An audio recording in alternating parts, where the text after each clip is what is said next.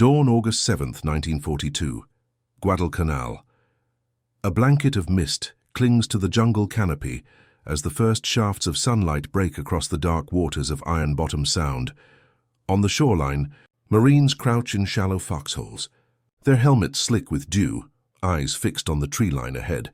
The ground shakes, not from enemy fire but from the relentless thunder of American guns positioned miles away. For hours, then days, the roar continues, a rolling tide of steel that refuses to ebb. Japanese soldiers, hardened veterans of Manchuria and China, press their hands to their ears in disbelief. Their doctrine taught that artillery would strike for a short barrage, an hour, maybe two.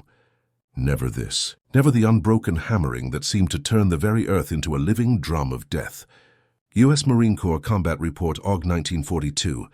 The jungle offers no sanctuary. Shrapnel scythes through leaves, turning the green canopy into shredded confetti. Entire squads vanish in moments, their positions obliterated before they can even register the range of the attack. Nankofu cannot understand this ceaseless fire. One Japanese diary fragment laments, written in the smudged ink of a man crouched in a dugout while the bombardment roared above. Bundesarchiv captured diary fragment. The soldiers had been trained to wait out artillery, to endure it, then rush forward with the bayonet when the guns fell silent. But here, silence never came. In the war doctrines of Imperial Japan, artillery was a weapon of intimidation and preparation, not endurance. Infantry, not guns, carried the decisive blow. By contrast, the United States had embraced firepower as a doctrine of annihilation. At Guadalcanal, the 11th Marine Regiment and the Army's 105mm howitzers became the steady drumbeat of survival. Shell after shell was fed into red-hot barrels, their crews drenched in sweat, uniforms torn, arms blackened with powder residue. Marines called it the talking steel, a constant voice that never ceased. U.S. Army After Action Report, Sept 1942. The Japanese soldiers crouched in their dugouts could not fathom the depth of American stockpiles. Their own batteries carried perhaps 200 rounds per gun into the field. The Americans? Entire convoys of Liberty ships had crossed the Pacific, holds stacked with crates of 105 and 150mm shells, manufactured in Detroit, Pittsburgh, and Kansas City. At the Frankford Arsenal in Philadelphia, men and women on the assembly lines worked night shifts to churn out fuses and shells by the millions. Frankfurt Arsenal Production Report, 1942. The Japanese soldiers on the island had no concept of such industrial might.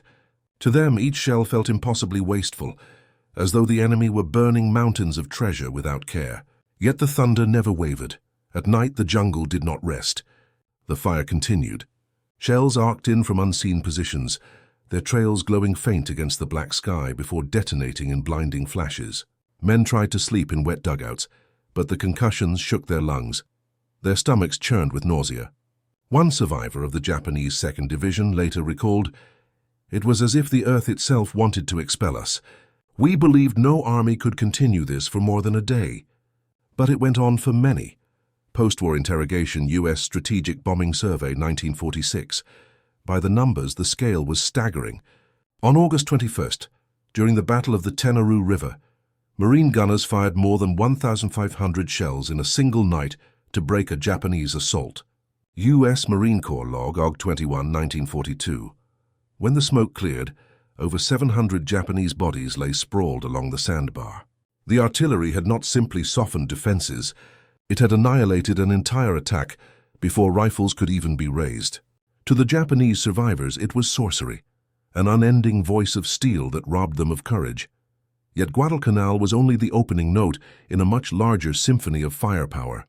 Across the Pacific and in North Africa, American artillery doctrine was redefining war. Where German or Japanese forces expected carefully timed barrages, the U.S. brought the industrial capacity to sustain rolling fire for days. Guns like the M2A 105mm howitzer, weighing 4,980 pounds and firing a 33-pound shell over 7 miles, became the backbone of every infantry division. Technical Manual TM 9307, 1942.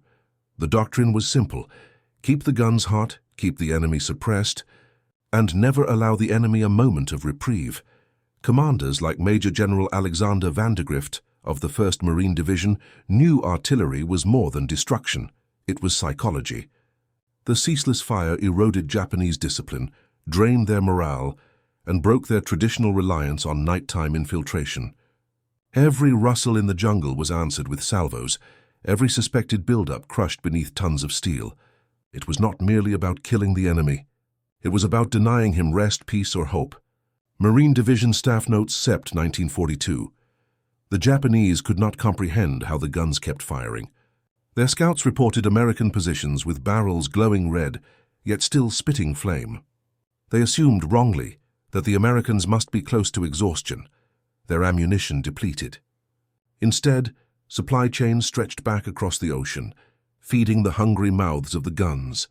At Espiritu Santo and Noumea, entire depots of shells were stacked high, tended by longshoremen, mechanics, and logistics officers who never fired a shot in anger but kept the artillery alive.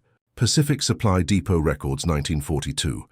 The result was disbelief bordering on despair. Diaries captured after the battle often repeated a single phrase: "The American artillery never stops." Captured Japanese diary. Guadalcanal Campaign. For men trained in the shock of bayonet charges and the faith of the Emperor's spirit, this was something alien, an enemy who would not relent, who turned war into an unbroken machine of fire. But the true secret behind the endurance of American artillery lay not only in shells and steel. It was in the hands of the gunners themselves, men who worked in endless cycles of loading, firing, swabbing, and adjusting. Their shoulders ached, their ears rang permanently, their shirts clung to their bodies with sweat. Yet they did not falter. They were sustained by a system that connected factories, ships, ports, and field depots into one continuous artery of war. The Japanese infantrymen facing them were not simply outnumbered. They were up against the entire weight of American industry, every forge and furnace across the continent echoing in the jungle with each blast. As the weeks passed, the effect compounded. Japanese assaults dwindled into desperate skirmishes, their officers bewildered, their men shaken. One dramatized composite, quote, reconstructed from multiple diaries, captured the haunting disbelief. "We charged the river, but the guns spoke louder than our hearts. We thought the fire would stop. It did not stop." The lesson of Guadalcanal was written in fire and blood. American artillery was not just a supporting weapon. It was a doctrine of endurance, a weapon of willpower as much as steel. The Japanese soldiers, once confident in their warrior spirit, found themselves trapped in a war that no spirit could withstand. And yet, Guadalcanal was only the beginning. Across Europe and the Pacific, American guns would prove again and again that they could fire for days without faltering. The question remained, how could such firepower be sustained across oceans, through storms against enemies who believed no arsenal could endure such wasteful fury? That answer, the hidden advantage that kept the barrels hot and the shells flowing, lay not in the jungle foxholes or the smoking howitzers, but in the factories, the engineers, and the logistics lines that stretched from American heartland to battlefield. The secret was not mystical. It was mechanical, industrial, and deeply human. While Japanese soldiers huddled in shattered bunkers, wondering how their enemy could possibly fire for days, the answer lay 7,000 miles away, in the clanging machine shops of Detroit, the roaring furnaces of Pittsburgh, and the round-the-clock loading docks of San Francisco and Pearl Harbor. America had built a war machine whose arteries pulsed with steel and powder, and artillery was its heartbeat. U.S. War Production Board Report 1943. The M2A1 105mm howitzer became the symbol of this endurance. Weighing nearly 5,000 pounds, it fired a 33-pound high-explosive shell at a muzzle velocity of 1,550 feet per second. The gun's maximum range, just over 7 miles, allowed batteries to strike far beyond the vision of the infantry they supported. Its barrel could endure more than 10,000 rounds before wearing out, and its split-trail carriage meant it could be emplaced quickly on rough ground. This was not just artillery, it was a machine designed for endurance, refined by American engineers like Colonel Leslie J. McNair, whose field artillery school at Fort Sill emphasized mobility and fire coordination above all. Field Artillery Journal, Jan 1943. Behind the M2A1 stood the 155mm Long Tom, a beast of steel capable of hurling 95-pound shells over 14 miles. Powered by a 10-ton carriage, It could smash enemy strongpoints and airfields with a precision unthinkable a generation earlier. Japanese accounts of Guadalcanal repeatedly describe positions destroyed by fire they could neither see nor silence. The American guns struck as though the mountain itself had turned against us, recalled one officer in a post-war interrogation. U.S. Strategic Bombing Survey 1946, but hardware alone could not explain the ceaseless thunder. It was supply, an art in itself. Every U.S. infantry division was assigned 4 artillery battalions, each with 12 to 18 howitzers. A single day of heavy firing consumed 2,000 to 4,000 rounds per division. Multiply that across theaters, and the numbers spiral. By 1944, American factories produced nearly 40 million artillery shells annually. U.S. Army Ordnance Department Report 1944. In Kansas City, workers at the Sunflower Army Ammunition Plant filled shells at rates that stunned even seasoned logisticians. Engineers redesigned assembly lines so that shells could be turned out, filled, fused, and shipped in a single continuous cycle. The Japanese, accustomed to tight rationing, could scarcely believe it.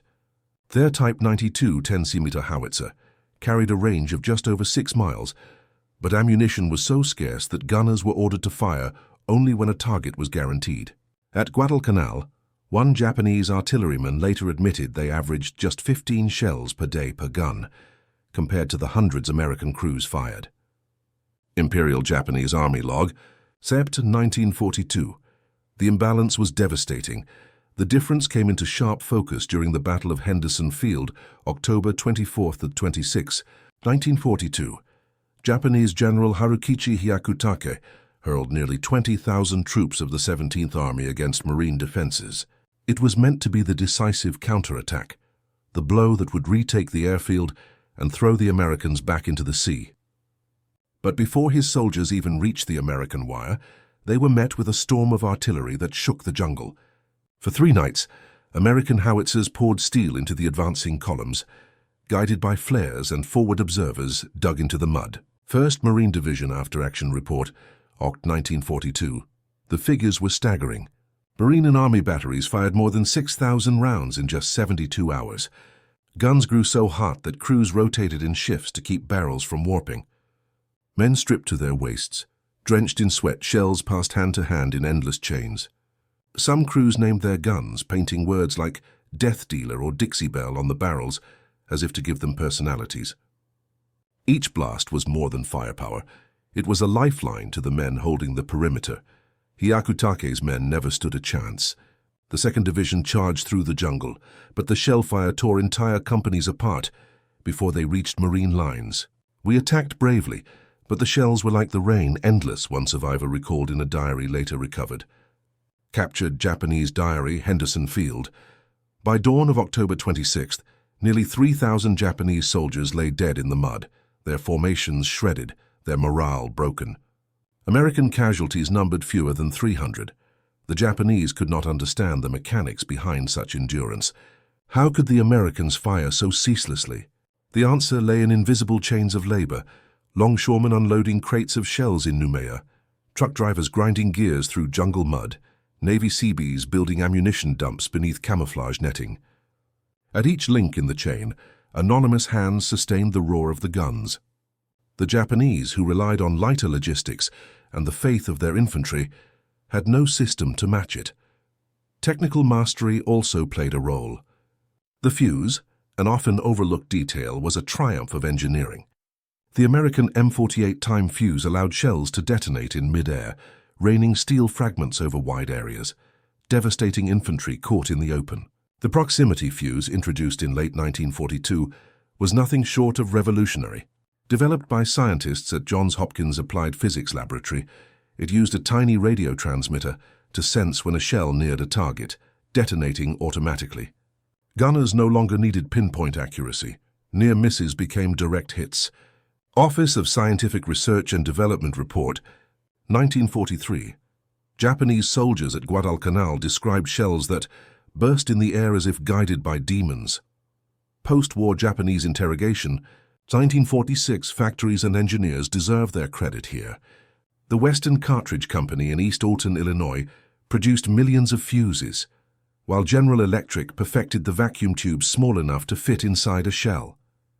Technicians, machinists, and scientists working thousands of miles from the battlefield changed the very rhythm of fire. Without them, the illusion of endless artillery would have collapsed in days. On the battlefield, the impact was merciless. Henderson Field remained in American hands. The Japanese offensive collapsed, and in Tokyo, Army staff officers struggled to explain how the enemy's firepower could be sustained without pause.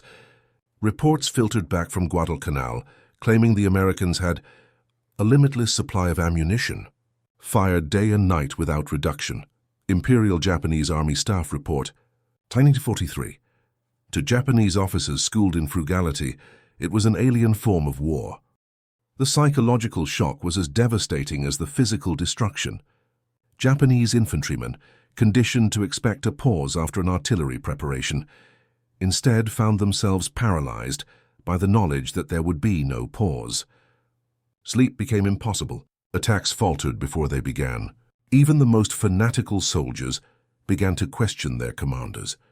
In post-war interrogations, many confessed that the ceaseless artillery fire was the single most demoralizing factor of the campaign.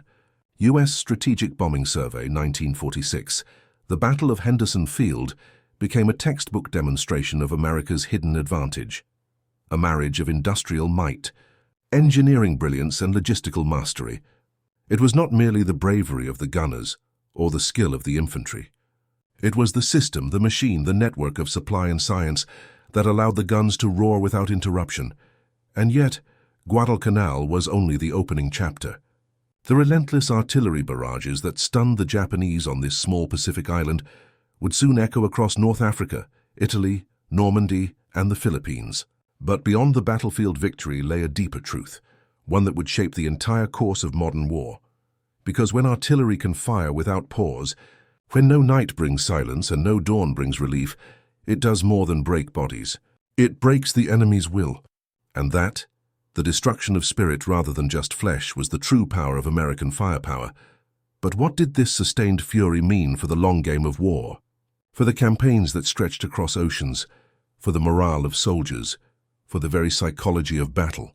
The answer would become clear in the months that followed, as artillery became not just a weapon of war, but the very symbol of Allied endurance.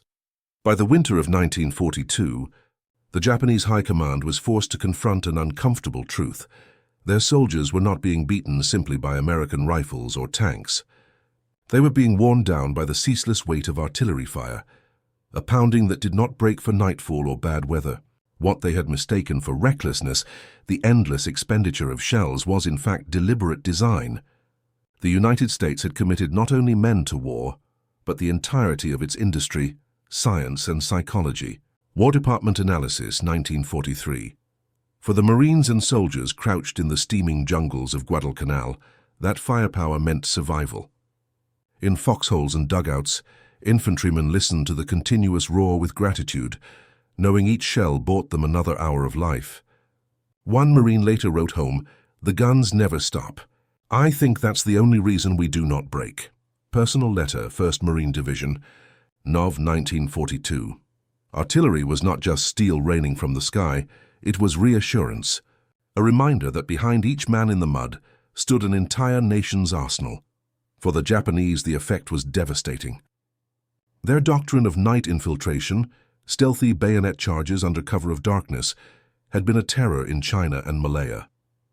But on Guadalcanal and later across the Pacific, they were met by American guns that fired without pause, even after sunset.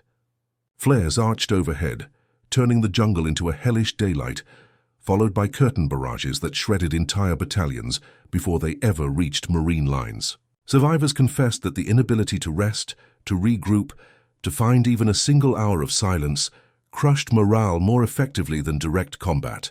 U.S. Strategic Bombing Survey, 1946. The psychology of ceaseless bombardment extended beyond the battlefield. Prisoner interrogations revealed a common theme. Japanese soldiers came to believe that the Americans possessed an infinite supply of shells. "We thought they must have mountains made of ammunition," one officer admitted after the war.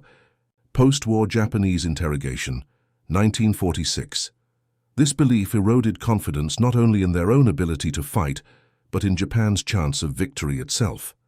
Even when Japanese artillery units managed to deploy their limited guns, they were drowned out almost instantly by the overwhelming roar of American batteries. What made this relentless fire possible was a logistics system unlike anything the world had seen. Ammunition flowed from Midwestern factories to Pacific depots through an unbroken chain of railroads, ships, and trucks. In San Francisco, Oakland, and Seattle, longshoremen worked around the clock loading Liberty ships with palletized shells. At Pearl Harbor and Espiritu Santo, Navy Seabees built vast ammunition dumps, camouflaged beneath palm fronds, but stacked with enough ordnance to keep divisions firing for months. Even in the field, artillery crews maintained cycles of maintenance. Barrels were rotated, recoil systems flushed with oil, breech blocks carefully inspected between salvos. The system was not improvised, it was engineered. Bureau of Ordnance Report, 1943. Credit must also go to the civilian scientists and engineers whose innovations multiplied the effectiveness of every shell. At Johns Hopkins, physicists refined the proximity fuse, which turned artillery into a sky-clearing weapon against both aircraft and infantry. At General Electric, technicians shrank radio components until they could survive the shock of being fired from a cannon.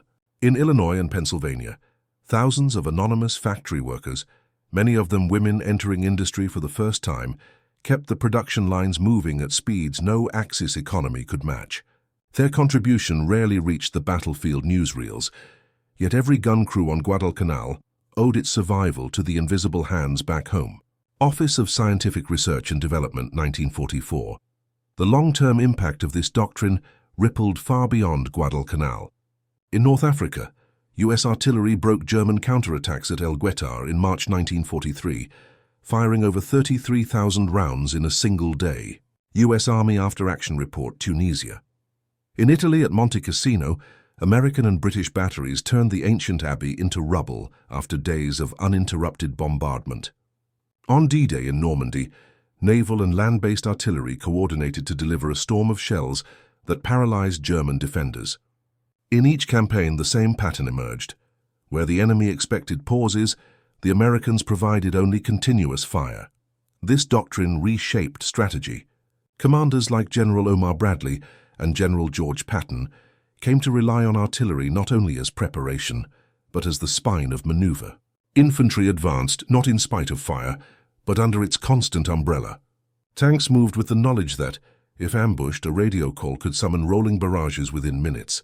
Even air power, formidable as it was, could not always provide such reliability. Planes returned to refuel. Guns, once supplied, could fire without interruption. U.S. Army Field Manual, 1944. The Japanese, deprived of equivalent production, could never match this tempo. Their soldiers, once famed for their endurance, began to show cracks. Interrogations revealed that some units prayed not for victory, but for the guns to fall silent long enough to sleep. Morale, the unseen currency of war, collapsed under the constant roar.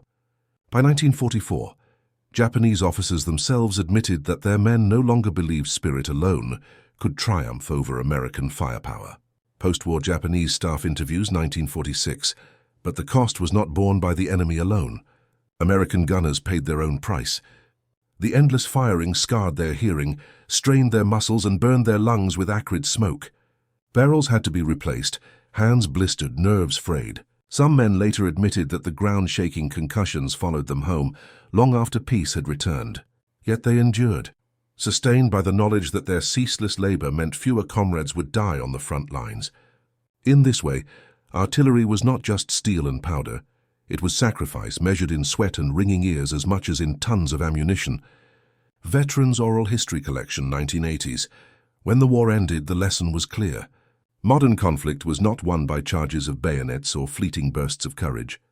It was won by endurance, by the ability to sustain pressure long after the enemy expected relief. This doctrine carried forward into the Cold War, when NATO's entire strategy against the Warsaw Pact rested on overwhelming artillery and logistics. It reappeared in Korea, where U.S. batteries fired non-stop for days to hold back Chinese assaults at the Chosin Reservoir. And it echoed again in the Gulf War, where precision-guided shells and rockets extended the same principle. Relentless, Unbroken fire that shattered enemy morale before breaking their lines. The legacy of those endless barrages at Guadalcanal lives on. They proved that war in the modern age is as much about factories and supply chains as about courage and rifles. The Japanese soldiers who huddled in their foxholes in 1942 were not just facing Marines across the riverbank. They were facing Detroit, Pittsburgh, Chicago, an entire nation that had turned itself into an arsenal. In one dramatized composite recollection, a Japanese survivor described the hopelessness. "We waited for the night to silence the guns. But the night brought only more thunder. We knew then that this was not a war we could win." The truth of that statement rippled across the Pacific, across Europe, and across the decades that followed. In the end, it was not simply the courage of men in battle that turned the tide, but the relentless roar of artillery, unbroken, ceaseless, and fueled by an industrial giant that refused to stop. In the words of General Dwight D. Eisenhower, reflecting after victory, "Our power came not from one weapon or one battle, but from the ability to sustain fire until the enemy had nothing left to resist." Eisenhower Papers, 1946. And so the lesson of Guadalcanal remains eternal. In modern war, endurance outweighs fury. Connection outweighs courage, and the steady thunder of artillery, fired for days without stopping, can break the strongest spirit long before it breaks the strongest wall.